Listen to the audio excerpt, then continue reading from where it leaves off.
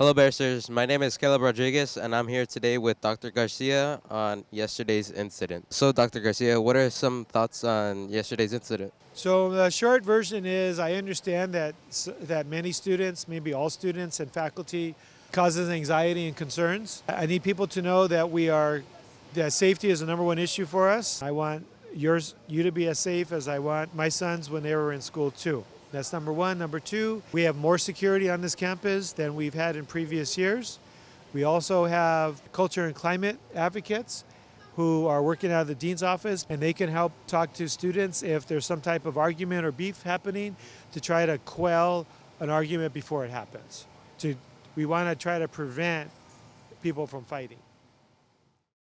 On Thursday, October 20th, students organized a walkout to voice their concerns with communication and accountability at school for recent incidents of violence. The walkout drew neighbors and news media who asked students about the protest and the reasons for it. At one point, some staff members closed the doors and students decided to return inside. Some protesters walked through and chanted in the main building to encourage other students to join. Eventually, protesting students decided to return to class or engage with administrators and staff from LG Central to discuss their concerns. So what's today's walkout about? Today's walkout is about incidents that keep happening on campus that put all of the kids in danger. Mostly regarding incidents of violence that are related to students' mental health, and we are advocating for more mental health resources and for students to feel safe in their own schools as well as teachers. We also want LAUSD to be held accountable for these events, and we are basically just fighting for more funding for mental health resources, and the fact that this happened in the first place could have been totally prevented by those resources being utilized. We're also trying to shift the view of the people always trying to get us in trouble for little things over actual things that could make us we could die in campus. After the student walkout, our administrators and 2 psychiatric social workers set up a space for students to talk about their thoughts and feelings regarding recent events in one-on-one sessions. Soon after, a meeting was convened in the library by students, Marshall administrators, and local district central staff, including Director of Operations Jose Rodriguez. An organized group of students who arrived to engage on these issues spoke about safety and accountability in light of recent events of violence and lockdowns. This community engagement was a life-changing experience for many students. Student stakeholders demanded change. Not only did they plead for safety, they also demanded more support for mental health resources and better communication from our school staff. LD Central and Marshall administrators listened and suggested creating a follow-up meeting to begin enacting solutions. What happened yesterday was gang-related issues. Gang-related problems have been going on at Marshall since our dads were here. It's not going to stop. It's just the way people handle it could be so much better. And I was there, giving Chris water when he was bleeding out the back of his head, passing out on the floor. It wasn't okay. And I'm just really disappointed with the administration letting him back into school the next day after there were screenshots of him threatening to stab the people that he had previously attacked. Students that were in the class will text other people who are in a different class, and then it just becomes a game of telephone where students over exaggerate something and then oh my god, some guy got killed, and it would just be way more appropriate there to be a school-wide announcement or for the teachers to be told of what is happening in the school.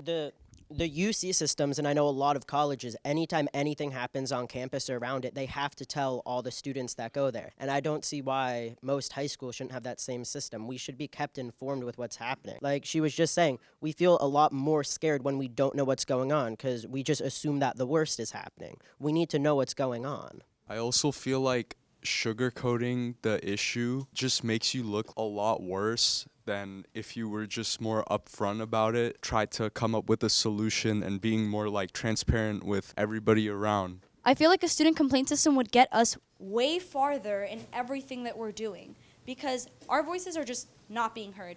We have Student Congress, ASB, SAS leadership, Magnet leadership, all these leaderships, and somehow we're still stuck in the same place. My parents got a phone call saying there was a stabbing. There was no additional information provided. The way that I found out was because other people like told me about it, you know. We're going to put them out because we're going to synthesize all this. We're not going to ignore it. We want to hear from as many of you as possible. It might or might not represent all of you in this room, but there was a little flyer that talked about hearing our voices, and it had these 3 main topics. We're requesting, we're demanding transparency with administration, involve students and teachers in conversations to inform and make school safer. And then the last one was more funding for social workers, conflict mediation, mentors, therapists, etc. And obviously there's a blank one just in case if it's one of the 3 major requests that wasn't called out in the flyers that were being passed out during the demonstration this morning. So again, what we're looking for is what are those possible solutions that you want to put on the table that we can then have a conversation with the leadership here at Marshall. And so at least I can gather all this, I'll be back next Thursday, and we can say, look, these are the things that we immediately did, right? So just one quick tangible one, like Ms. Ocampo just mentioned. You know, there was a concern with communication because some of our equipment might not be working, right?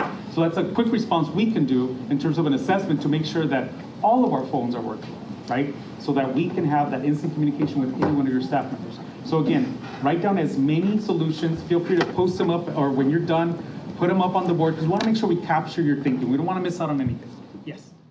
John Marshall High School has been a leading school in the district for promoting self-emotional learning and providing mental health services for students. Marshall has hired 2 psychiatric social workers and was a model restorative justice school for several years. As part of the solution to recent incidents at Marshall, our PSWs, Nina Barringfield and Carla Alvarado Goldberg, attended the special meeting convened in the library to provide support for students who need to talk about their feelings and concerns. To make appointments, but the first step, if you've never spoken to me or the other psychiatric social worker, Ms. Carla, is go to the counseling office and say, hey, heard there's a PSW, I want to be able to talk to her, help me out. Explain how confidentiality works. What or how much can be shared to a certain extent? Love that question.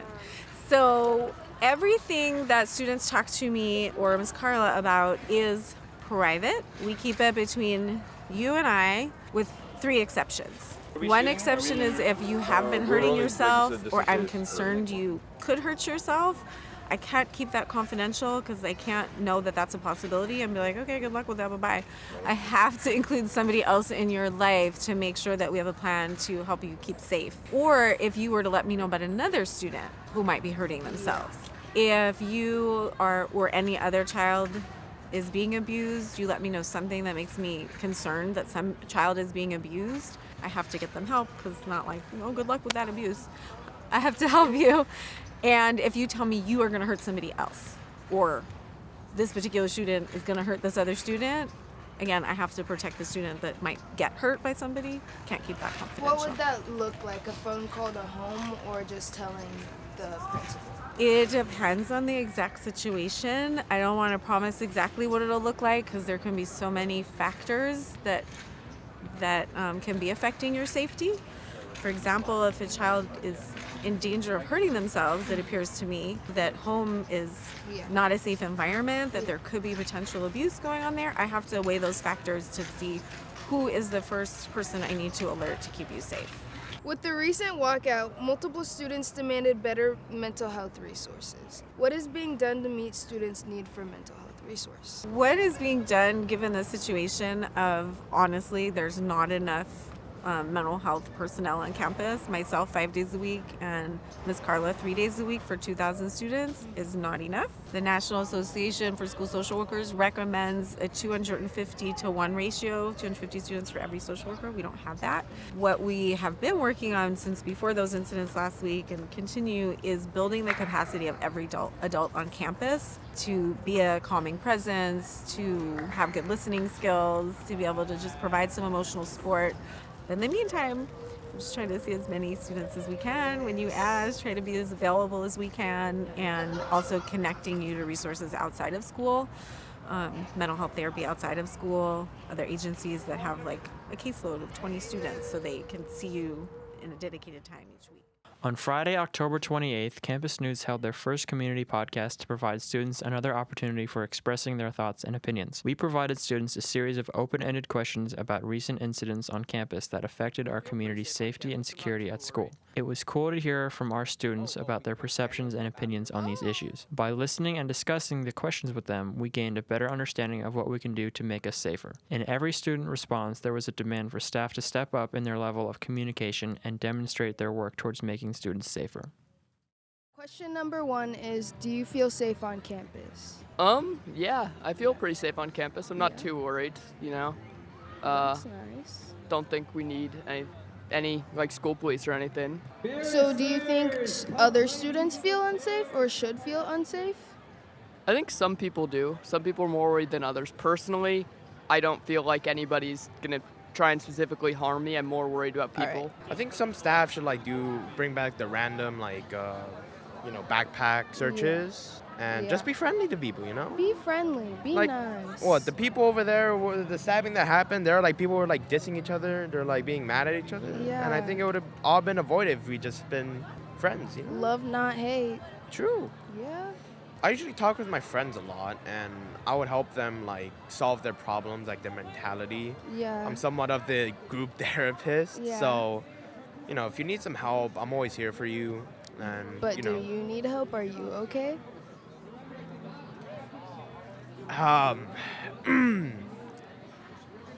Next question. What do you think we can do to promote safety? There are a few things I think we can do. Personally speaking, I think there are exterior problems that could be solved by more people guarding some of the exits and our fences that are very easy to get over. I personally saw that when school police were here in 9th grade, I felt more safe, but some people don't. I think that school police could be good because it's a visual deterrent, and also they're able to do things that certain administrators aren't able to do. There are students here that carry weapons, and there are students here that don't do great things that endanger us. So I think the main thing we have to focus on is exterior problems as well as domestic problems within our school. What should be the consequences for a student who brings a weapon? Mostly education for the student. Yeah. But of course there still has to be punishment since they're pretty old at that point. So I think education will help them the most. You know? That's a really good answer. The reason why he stabbed, we don't know of course, but there's definitely a reason. Yeah. So we could maybe show him different alternatives. Yeah. Instead of stabbing someone violence. Talking it out. Yeah, talking. He needs support of course from people close to him. Yes, even I people agree. outside of his circle, even just help from people. Do you believe students feel comfortable telling staff about safety issues? That really depends. I know sometimes the staff will just brush it off, and other times they will take the measures into account. They'll tell someone of higher power, but who knows what that person will do. I think we can make our campus a lot safer with a lot less cops. Yeah. Preferably no cops at all. And a lot more mental health resources. I agree. Yeah. And just more resources. Our administration, teachers, staff, and students have all been thinking and working through their thoughts and feelings and seeking communication and solutions. Although a second meeting was arranged for the following Thursday, students did not attend. It is not clear if this was a lack of communication of staff or student oversight. This is an ongoing process for a large, diverse school. Campus News will cover developments as they emerge and share them with our school community. Working as a community is vital to solving issues both large and small. We leave you today with a request from our administrators and teachers to engage in the process of making our campus safer by one very important first act. If you see something, say something. This first action is a cornerstone to our work as a community.